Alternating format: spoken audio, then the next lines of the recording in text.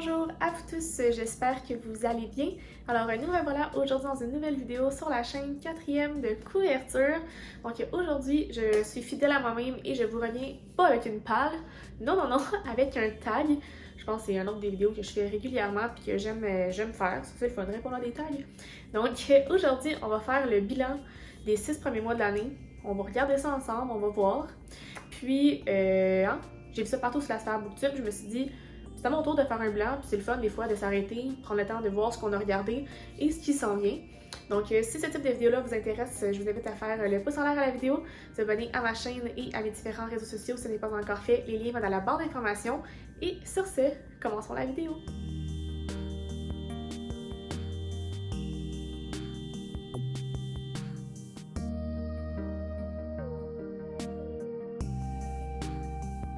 Bon, avant de partir la vidéo, je vais juste faire un petit disclaimer. Je sais pas si vous voyez ici, il y a comme un trou avec un cadre. C'est parce que tantôt, le cadre est tombé sur la tête. J'étais assis là et ça l'a tombé. C'est parce que moi, je le colle avec des petits collants. Puis là, ben, j'ai décidé qu'il fallait faire un clou parce que là, ça fait 2 fois qu'il tombe. Mais là, mon père est pas encore venu. Fait que là, si vous voyez ça ici, c'est normal, ok? Ma tête en a subi les conséquences tantôt. Et je sais que c'est bizarre, mais ça va être arrangé sous peu. Donc, revenons à nos moutons et faisons le Mid-Year Freakout Tag. Donc, la première question, quel est le meilleur livre que j'ai lu jusqu'à présent en 2020? Cette question-là est quand même difficile à répondre. Parce que en fait, j'ai 2 livres que j'ai vraiment appréciés dernièrement, que j'ai lus, puis qui pourraient se passer à la première place. Mais on va y aller avec Shadow and Bones, le tome 1. Ce livre-là m'a complètement jeté par terre, j'ai adoré, du début à la fin. J'ai fait genre, ok, wow. Fait que, il mérite sa première place. Deuxième question, la meilleure suite de saga que j'ai lue en 2020. Pour être honnête, j'ai lu beaucoup de premiers tomes, mais s'il y a une série que j'ai continuée puis que j'ai fait comme oh wow, j'ai hâte de lire la suite, c'est bien La Sélection, donc le tome 2. Si je me trompe pas, j'ai-tu lu le tome 3, je suis pas certaine, peut-être que oui. Mais en tout cas, le tome 2, je sais que après le tome 1, je me souvenais de l'avoir lu, puis quand j'ai continué le tome 2, j'ai fait comme ah ouais, ok, on s'en va où avec ça? Ça va-tu bien finir? Fait que j'ai beaucoup apprécié ce livre-là en début d'année. Question numéro 3, la nouvelle sortie que j'ai hâte de lire.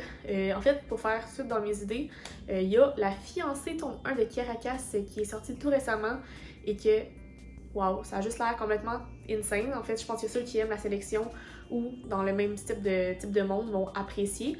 Moi, je pensais que c'était comme la suite de l'histoire. J'étais un peu mêlée, mais je me suis rendu compte que c'était vraiment une saga à part. En même temps, je trouve que c'est un choix assez particulier de l'auteur d'aller dans un style aussi pareil qu'une de ces sagas qui a fait un malheur parce que, tu sais, si elle se plante, c'est un peu weird, tu sais. Fait que bref, j'ai hâte de le lire pour me faire mon opinion. Les commentaires avaient l'air assez bons jusqu'à présent, mais bon, c'est à mon tour de me faire mon opinion. Fait que je veux vraiment le lire très bientôt.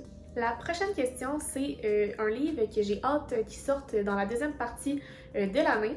Puis, c'est sans nul doute la suite du Terminal tome 1. Donc, ça, c'est Insaisissable par Noémie Gauthier. Elle m'a dit que le tome 2 allait sortir à l'automne et tout ça. Fait que ça, j'ai vraiment hâte. Ça a été vraiment une belle lecture. Un roman de fantasy post-apocalyptique très intéressant. Un premier livre pour Noémie. Fait que là, j'ai juste hâte d'aller lire la suite. Puis, elle m'a dit que ça promettait. Fait que, rendu là, moi, quand tu me dis ça, là, j'ai juste hâte. J'ai juste hâte. Question numéro 5. Le livre qui m'a le plus déçu. Honnêtement, ça n'a pas été difficile à choisir à ce niveau-là parce que ceux qui ont écouté mes vlogs et mon update du mois de mai, en fait, j'en ai parlé, c'est City of Bones par Cassandra Clare. Pour vrai, le tome 1 ne m'a vraiment pas plu. C'était vraiment pas dans ma tasse d'été. Pourtant, j'avais entendu des bons commentaires, fait que je sais pas trop, ça m'a juste pas... que ça allait pas coller à ma peau. En même temps, on m'a dit « Ah, laisse une chance, tu sais, tu vas voir, au tome 2, tome 3, tu sais, on se met à aimer le personnage, mais je suis comme, c'est long avant d'apprécier un personnage. » Fait que je vais peut-être te laisser une chance, tu sais, parce que moi, j'ai un grand cœur, et je n'aime pas abandonner les sagas, mais bon. On va dire que pour la première partie de l'année, c'est le livre qui m'a le plus déçu. Question numéro 6, le livre qui m'a le plus surpris. Encore une fois, un livre que j'ai fait dans le cadre du mois de la fantaisie, qui est Le Nom du vent par Patrick Codfus. C'est le livre qui m'a le plus surpris parce que au départ, vu sa grosseur, son épaisseur, son nombre de pages, je me disais, pour vrai, pas sûr. Mais finalement, à la fin, j'étais comme, oh my god, j'en veux plus, c'est trop bon, puis tout ça. Puis, tu sais, c'est quand même comme plus que 700 pages, fait que ça m'a vraiment surpris de me rendre jusqu'à la fin avec autant de passion.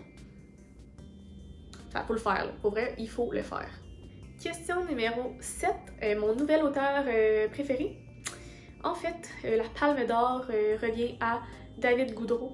Honnêtement, David, j'ai lu sa saga, en fait sa trilogie de La Bête, en fait La Bête, et j'ai lu Ta mort à moi, donc en fait j'ai lu ces 4 livres et pour vrai, j'en veux plus. J'ai adoré ces livres-là. Tous ces livres, je trouve que sa plume est particulière, c'est vraiment intéressant. C'est bien recherché, fait que c'est vraiment venu me chercher, c'est venu me donner des frissons tellement que j'aimais ça. Fait que pour vrai, là, jusqu'à présent, cette année, c'est mon auteur découverte fois 1 million. Prochaine question, mon crush fictif. Si je reste dans la même lignée que mes premières réponses, disons que Maxon de la sélection vient beaucoup me chercher. Là. Moi, là, les petits princes, tout ça, là, qui donnent une petite allure de genre, moi, je suis sûre que je m'en vais, mais que dans le fond, tu sais, je vais t'écouter, je vais faire ce que tu veux. Je sais pas, il est venu me chercher. Je l'imagine beau et tout ça. Fait que j'ai vraiment hâte de voir avec la série Netflix ce que ça va donner, parce que, ça s'en vient sur Netflix, on est bien excités. Fait que, on va dire que mon crush pour l'instant, c'est Maxon. Ensuite, quel est mon personnage favori? En fait, mon personnage favori, ça serait Juliette de Shatter Me, tome 1, en fait, elle doit être dans les 3 tomes, par Tahereh Mafi. Parce que Juliette est particulière. On dirait qu'en ce moment, on sait pas trop encore tout ce qui cache en elle et ses pouvoirs. Puis on dirait qu'elle vient piquer ma curiosité. Puis comment que le livre démarre, j'étais comme, oh, ok, intéressant. J'aimais vraiment sa façon de voir les choses et tout. Puis elle a tellement eu de la difficulté dans la vie, puis elle a tellement été rejetée que là, j'ai hâte de voir. Puis je trouve que c'est un personnage fantastique.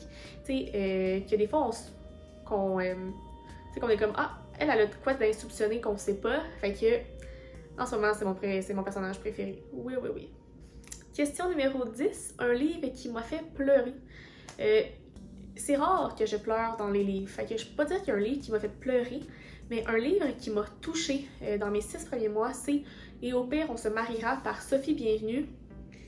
Pour vrai, le sujet abordé, comment c'est abordé, puis non, c'est touchant. C'est comme si t'avais l'impression d'écouter une histoire vraie, puis d'être à côté du personnage, puis faire comme, mais voyons, comment tu peux, mais non, reviens, comme, non, ça va pas, tu sais.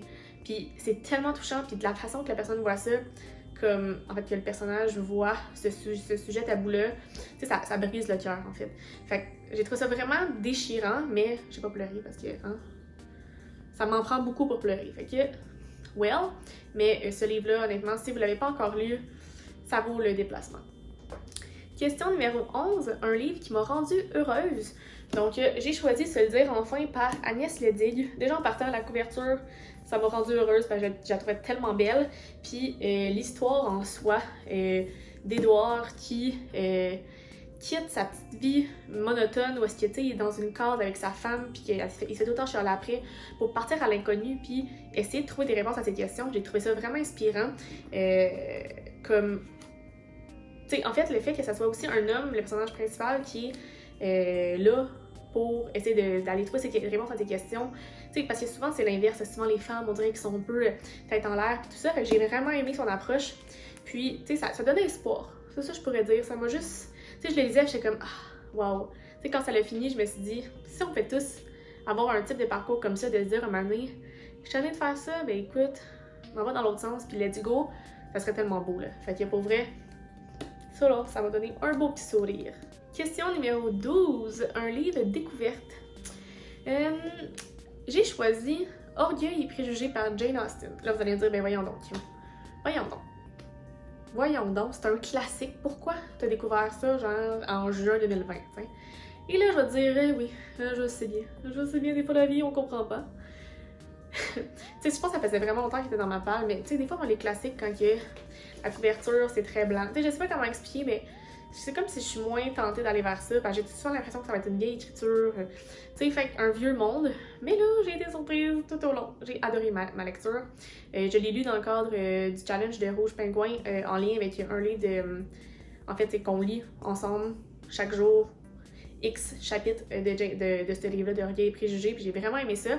Et je l'avais aussi mis dans ma pile à lire pour le défi des Everest estival, puis pour vrai, j'ai pas le choix de découvrir Jane Austen maintenant. J'ai trouvé ça agréable. Tu sais, c'est comme si j'avais pas l'impression qu'il était aussi vieux le livre malgré tout ça. Fait que... ouais, une belle découverte. Prochaine question, une saga que j'ai terminée. Donc vous allez dire que je radote parce que des fois quand on aime quelque chose puis que ça nous a marqué, on en parle sans arrêt. Mais c'est la saga de la bête que je vous ai parlé tantôt, de mon auteur préféré, c'était lui. Je l'ai terminé, je l'ai lu back à back, j'ai pas arrêté, j'ai tellement aimé ça. J'ai rien à dire de plus. J'ai fait une vidéo sur cet auteur-là d'ailleurs, si vous voulez aller voir, allez voir dans le coin. J'aime beaucoup David Coudreau. Puis je me suis vraiment attachée au personnage, soit la bête. Ah, c'était beau. Bravo. The Last Questions, c'est un livre que je veux lire avant la fin de l'année. Et je me suis dit que j'aimerais vraiment lire City of Bones. Donc, ça l'insinuerait que je devrais finir avant ça Grisha. Donc, tu sais, j'ai beaucoup entendu de commentaires mitigés sur City of Bones. Mais en même temps, quand je lis les commentaires, c'est souvent des gens qui n'ont pas lu Grisha avant, qui sont pas sûrs du monde de City of Bones, qui n'ont pas trop trippé sur l'univers. Fait que j'aimerais ça lire Grisha et au moins le premier City of Bones d'ici la fin de l'année. Je vais cross my fingers. À suivre. Et voilà, ce qui conclut mon bilan de 6 mois de l'année 2020. L'année passe tellement vite, je ne comprends rien, mais la bonne chose, c'est que jusqu'à présent, j'ai déjà relevé mon défi Goodreads, qui était de lire 50 livres.